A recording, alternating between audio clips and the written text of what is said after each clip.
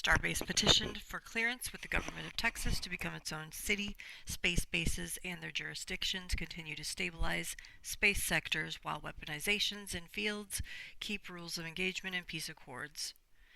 AI systems in space will subdue other ancient corrupted AI systems from generations past. Holographic clearings, downloads, and streaming will proceed and purge from moon bases at certain time-released skycasts and locations.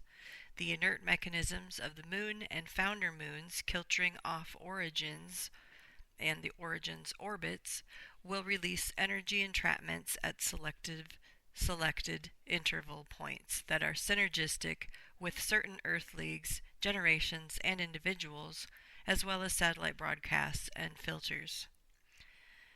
Thaw the ice of time reversal. Field glass enters clarification systems as SpaceX SSP conjoin. The multitude of wavelengths collected by UAPs, according to the UAP Task Force archive, have captured UAP characteristics that are difficult or impossible to observe with the human eye alone. Subtle atmospheric effects associated with UAPs are visible through the sensors employed by the U.S. military and intelligence agencies. The verifiable chain of custody for UAP IMINT, Quality Imagery Intelligence, is collected by U.S. military assets. This ensures a high level of confidence in the accuracy and integrity of the data gathered. The existence of immaculate constellation demonstrates the extant capability to detect, quarantine, and transfer UAP and RV reproduction vehicles collection incidents before they are observed and circulated within the military intelligence enterprise. This serves as a means of enforcing internal information security. A former IC official confirmed this to the public and the existence of Immaculate Constellation. This program is run out of SEC DEF, the Office of the Secretary of Defense, which could trigger government surveillance of certain people under the Foreign Intelligence Surveillance Act, FISA.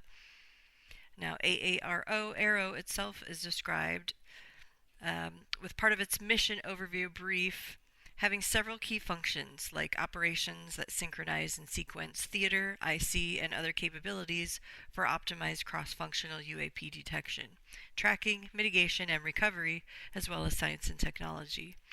Revealing and exploiting elusive and enigmatic signatures through advanced technologies and focused cross-sector partnerships. So people also need to brush up on their psychological resilience in the times to come. This turns us to an article about the security resilience to undersea cables in a globalized digital world, since most of the UAP phenomena that's occurring is coming out of the water right now. So the Baltic Sea has raised fears over the years of sabotage, over damage to other infrastructures, and there is a contention with global infrastructure damage with the underwater sea cables right now. So the intention of these committees are to design undersea cable infrastructure and services with resilience, redundancy, and security in mind. They build and maintain these infrastructures, incorporate cybersecurity best practices that safely facilitate internal and international communications. Advanced cooperation between endorsers promotes the selection of secure and verifiable subsea cable providers for new cable projects. Intercontinental ICT cable projects reduce latency and enhance route diversity, protect cables and anticipate risks of intentional or unintentional damage, as well as risks of communication and data being compromised. They also seek closer government and industry coordination for supporting responsible undersea cable deployment, maintenance, and repair according to established international industry norms. They emphasize the importance of spatial and route planning to promote coordinated use of the seabeds, sea highways, protect cables from natural or man-made hazards, ease choke points, and reduce risk of inadvertent disruption while expanding global connectivity. They encourage, where applicable, alternative submarine cable routes with a view to improve the resilience of the global cable networks. They share with interested third parties and governments best practices for permitting and regulating support of international cable systems and their services and capabilities.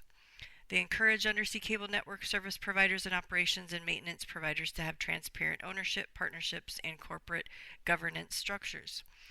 They consider security risk assessments regularly across the cable life cycle, taking into account technical and non-technical risk factors such as undue influences by a third country on suppliers and service providers, while developing and implementing risk mitigation measures. They promote data risk mitigation frameworks and data security measures to protect cable networks from unauthorized access to data in transit or storage for dual purposes. They comply with applicable international laws as reflected in UNCLOS, UNCLOS, and domestic laws, and consider relevant policies at regional or national levels, as well as applicable industry best practices, notably with regard to risk assessment and management.